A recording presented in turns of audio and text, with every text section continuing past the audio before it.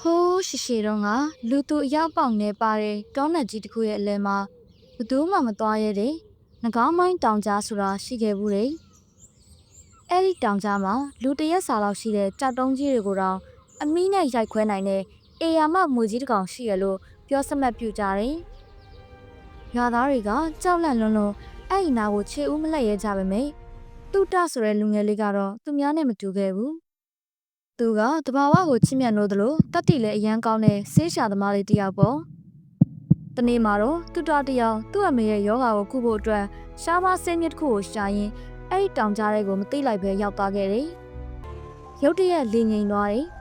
ပတ်ဝန်းကျင်တစ်ခုလုံးတိတ်ဆိတ်သွားပြီးသူ့ရှိကလှိုင်ငူကြီးတွေကနေအတန်နက်ကြီးတစ်ခုထွက်ပေါ်လာတယ်အမောင်ရီထဲကနေထွက်လာတာကတော့တကိုယ်လုံးစိမ့်သွက်မဲ့အယောင်တောက်နေပြီးမျက်လုံးနှလုံးကဗရက်များအောင်တောက်နေတဲ့အေယာမမွေကြီးပါပဲမွေကြီးရဲ့အရွယ်အစားကတစ်ပင်ကြီးတစ်ပင်လောက်ရှိပြီးတူတာရဲ့အရှိမမိုးမျောပြီးရပ်တန့်လိုက်တယ်တူတာဟာထွက်ပြေးဖို့ပြင်လိုက်ပေမဲ့သူတခုသတိထားမိသွားတယ်မွေကြီးကသူ့ကိုရန်ပြုတ်မဲ့ပုံမပေါ်ပဲမျက်လုံးတွေကနာကျင်နေတဲ့ပုံပေါက်နေတာပါတေချာကြည့်လိုက်တော့မှမွေကြီးရဲ့အမိပိုင်းမှာကြီးမားတဲ့ကြောက်တုံးကြီးတစ်ခုပြိနေတာကိုတွေ့လိုက်ရတယ်တာမန်လူဆိုထွက်ပြေးကြမှာဖြစ်ပေမဲ့စိတ်ထားကောင်းတဲ့တူတာကတော့မပြေးခဲ့ပါဘူးမကြောက်ပါနဲ့ငါမင်းကိုကူညီပေးမယ်နော်ဆိုပြီးသူပါလာတဲ့တစ်ချောင်းကိုအားပြုပြီးမွေကြီးအမိဘော်ကကြောက်တုံးကိုဖယ်ရှားပေးဖို့ကြိုးစားပါတော့တယ်တူတာရဲ့ကြိုးစားမှုကြောင့်ကြောက်တုံးကြီးကိုဖယ်ရှားလိုက်နိုင်ပါပြီမွေကြီးဟာလွတ်မြောက်သွားပြီးဝမ်းသာအားရဖြစ်သွားပါတယ်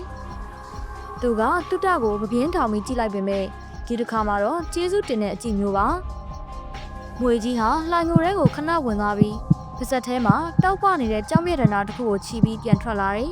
။ပြီးတော့တူတာရဲ့ခြေရင်းမှာချပေးပြီးတောနက်ထဲကိုပြန်လဲဝင်ရောက်ပြက်ကွယ်သွားပါတော့တယ်။အဲ့ဒီနေ့ကစပြီးတူတာတို့သားအမိဟာဆင်းရဲဒုက္ခကနေလွတ်မြောက်သွားခဲ့ကြပါတယ်။ကဲကလေးတို့ရေဒီပုံမြင်လေးကနေပေးစင်တဲ့သင်ခန်းစာလေးကတော့တတိနဲ့မြစ်တာသားလေးအရာရာကိုအောင်နိုင်နေဆိုတာပါပဲ။နောက်ထပ်အခုလိုပုံမြင်လေးတွေနားထောင်ဖို့ Storyland Channel လေးကို Subscribe လုပ်ထားဖို့မမေ့ကြပါနဲ့နော်။